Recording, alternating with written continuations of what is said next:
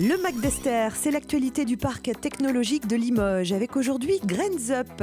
La start-up spécialisée dans la formation numérique se développe après son passage à Esther. Pour notre taille, on est toujours en retard parce que les marchés arrivent et pour se développer, il faut dire oui. À suivre, la journée des céramiques techniques. Par exemple, votre téléphone portable ne peut pas fonctionner sans céramique. Un avion ne peut pas voler sans céramique et votre voiture ne peut pas rouler sans céramique. Et puis la rencontre entre le président d'Esther Technopole et 4 entrepreneurs pour une discussion sans filtre. C'est important, je pense, de pouvoir communiquer ensemble pour mener un projet un petit peu plus d'envergure peut-être pour ce bâtiment.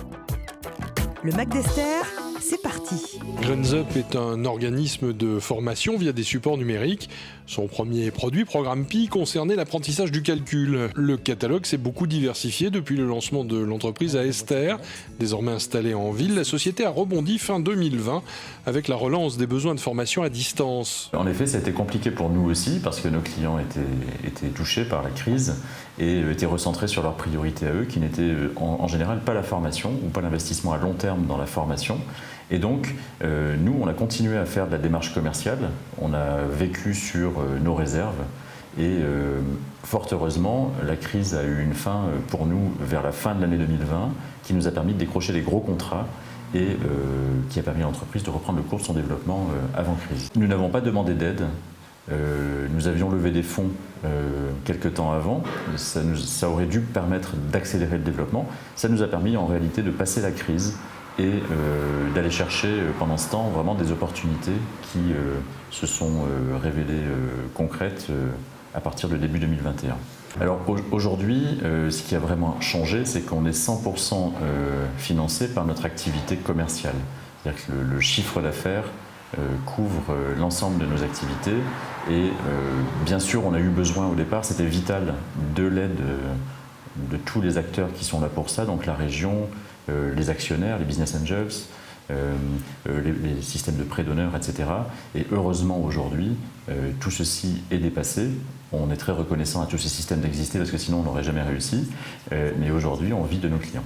Les clients sont principalement des ETI, voire des grands groupes, et les commandes sont très diversifiées. Avec Programme Pi, on apprend toujours les mathématiques contextualisées à un métier. Mais on ne fait pas que Programme Pi. La plupart du temps, la plupart de notre chiffre d'affaires se consacre à vulgariser, à rendre pédagogique un sujet que l'entreprise a choisi, qui lui pose un sujet opérationnel. Concrètement, j'accueille des intérimaires, je dois leur transmettre des consignes de sécurité. Et il faut que je le fasse pour un grand nombre dans un temps contraint et avec des résultats mesurables. Et donc le module numérique ou la démarche qui combine le numérique et le présentiel peut apporter cette solution économiquement rentable et sur le plan du temps consacré qui reste raisonnable. On peut suivre de près leurs évolutions, notamment ici si vous souhaitez que je vous montre. Donc chaque participant a une fiche. Et donc on peut suivre normalement donc les modules, le temps qu'ils ont passé sur la plateforme, leur avancée. À la fin de la formation, il y a une attestation qui est donnée aux apprenants. Et donc ils peuvent voir en fonction des niveaux combien ils ont eu de points sur 100 à chaque fois et donc on a une note à la fin globale. Chaque module de formation doit respecter le contenu pédagogique visé par le client. Le travail de recherche et de contrôle des différentes ressources est très poussé. Alors en ce moment, on scénarise un module sur le harcèlement sexuel et les agissements sexistes en milieu professionnel. Donc c'est un module de sensibilisation qui sera filmé, qui durera une vingtaine de minutes. On proposera ensuite sur étagère pour les entreprises. Donc là, on s'est beaucoup renseigné sur ce qu'il y avait, notamment sur le site du ministère du Travail, le Défenseur des droits, et on est accompagné par une référente formatrice sur ces thèmes de discrimination, de harcèlement et d'inclusion.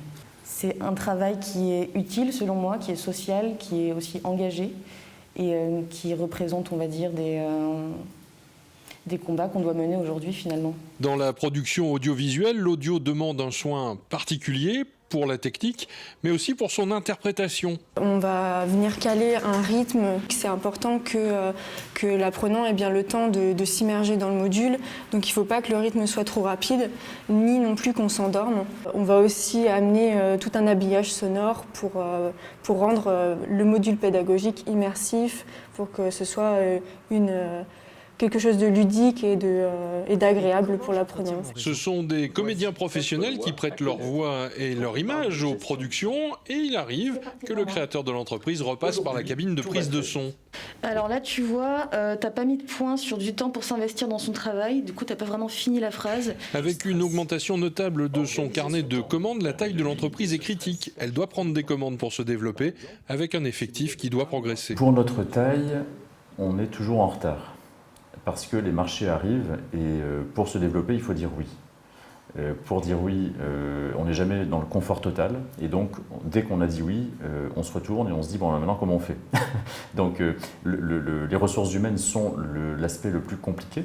On essaye toujours d'anticiper. Donc là par exemple, l'assistante de direction est arrivée il y a quelques jours et on est en train de recruter un commercial de manière à accompagner encore la croissance et bien sûr dans le courant de l'année, on aura d'autres besoins à pourvoir que j'imagine mais que je ne connais pas à coup sûr aujourd'hui. Donc on va rester en veille, on va contacter des gens, on va essayer de fonctionner. Alors une méthode un peu particulière, c'est-à-dire que nous on aime bien pratiquer la relation avec des partenaires qui peut-être un jour intègrent l'entreprise. Donc on travaille en amont, c'est le cas d'une collaboratrice d'aujourd'hui qui a travaillé pendant 1 an avec nous sur un projet. On a appris à se connaître, elle a appris à apprécier l'entreprise et nous à apprécier ses qualités, ses compétences. Et on a fini par se dire naturellement à la fin, mais écoute, rejoins-nous, on se rejoint, on travaille ensemble.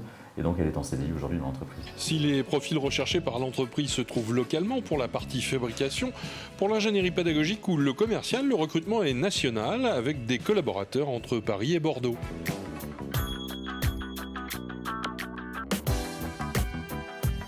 Connue et reconnue, la céramique, quand elle devient technique, se trouve dans notre quotidien sans qu'on le sache vraiment. Les céramiques sont présentes au quotidien, on ne le sait pas. Mais en fait, par exemple, votre téléphone portable ne peut pas fonctionner sans céramique. Un avion ne peut pas voler sans céramique et votre voiture ne peut pas rouler sans céramique. Le pôle européen de la céramique, qui rayonne dans une demi-douzaine de pays, organise régulièrement des journées professionnelles, cette fois en présentiel et également en vidéo. C'est un moyen de partager connaissances et réseaux. Elle sert à partager les connaissances sur l'usinage des céramiques. Donc c'est une technologie qui est en plein développement. Et c'était important en fait aujourd'hui de faire partager les nouvelles innovations dans ce domaine-là.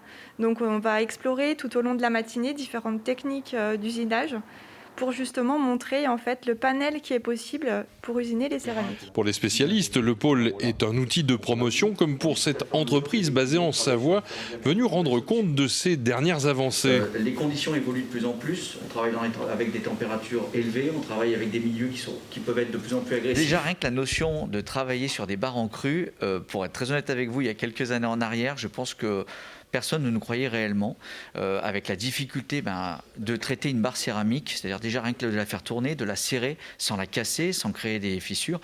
Donc rien que déjà cette étape-là a été vraiment on a réussi à lever un gros verrou technologique de ce point de vue-là. Parmi les produits innovants, un masque de protection avec notamment un filtre céramique. Sur le masque, en fait, on a un produit fini. Effectivement, et l'idée, c'était de travailler avec un masque sans consommable. Ce qui est, entre guillemets, le point faible des masques chirurgicaux, c'est qu'effectivement, on les utilise 4 heures ou sur une journée en fonction de l'application, et puis on va les jeter. Nous, on s'est dit, pourquoi pas créer un masque sans consommable, c'est-à-dire en utilisant la capacité de la céramique à être poreuse et donc à pouvoir filtrer des particules. C'est ce qu'on a mis en place, donc avec le biais du Précimasque, où là, l'idée, c'était d'avoir un masque étanche, donc avec cette caractéristique-là, plus une filtration, que ça soit à l'expiration comme à l'inspiration. Donc ça veut dire que le filtre céramique sert vraiment de barrière entre l'extérieur et finalement le corps humain. Aujourd'hui, il est distribué. On peut tout à fait acheter ce masque-là avec les caractéristiques désignées auparavant, c'est-à-dire pas de consommable. Les céramiques techniques échappent pour partie aux difficultés mondiales liées à l'approvisionnement en matières premières. Si c'est plutôt sur des secteurs traditionnels, donc ce sont des minéraux qui sont naturels et qui existent en grande quantité et en local. Après, pour ceux qui sont plutôt dans les semi-conducteurs, évidemment, les approvisionnements en métaux rares sont un petit peu plus complexes. En conclusion de cette journée technique, les participants ont pu visiter le centre de transfert de technologie céramique, également installé dans l'emprise du parc technologique de Limoges.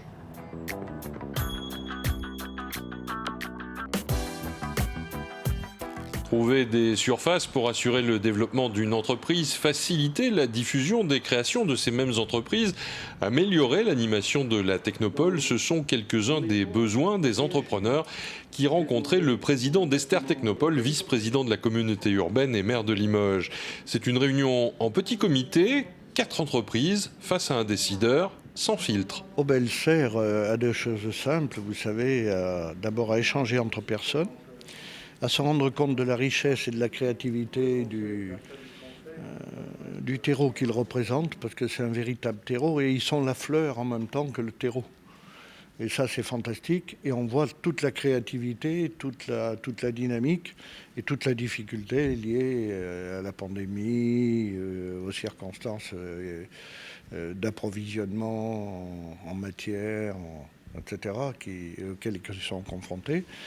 Et puis surtout, c'est essayer de confronter, de voir un peu quelles sont leurs idées pour faire avancer le développement économique local. Des entrepreneurs qui ont fait état des difficultés du quotidien, mais aussi des avantages à être localisés à Limoges. Un écosystème très favorable, chargé de très belles rencontres avec d'autres startups, dirigeants et tous les organismes qui nous encadrent. Donc moi, c'est vraiment ce que j'en garde de ces 2 ans de passage à Esther. Nous, on est passé par l'incubateur, puis par une petite location dans la Technopole, puis 2.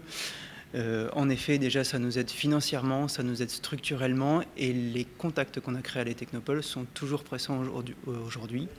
Ça reste des clients qui, mine de rien, sont très fidèles. Alors une rencontre comme celle-ci, ça permet déjà de présenter notre activité, en tout cas de la représenter, parce que je pense qui connaît un petit peu déjà notre dossier, et on a d'ailleurs été accompagné déjà. Donc ça, c'est un premier point. Et le deuxième point, c'est pour faire naître des synergies entre le milieu collectivité, alors que ce soit Esther, mais même entre les entrepreneurs qui étaient présents aujourd'hui.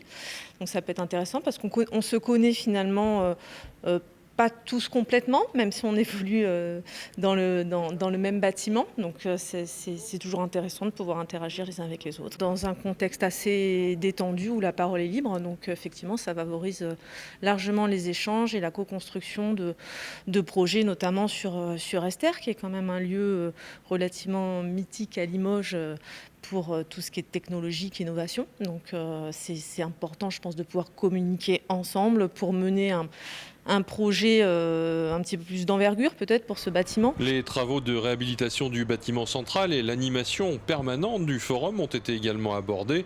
Ce type de rencontre désormais mensuelle doit assurer de meilleurs échanges entre le gestionnaire des lieux et les entrepreneurs. Le MAC d'Esther, c'est déjà fini. Rendez-vous dans un mois.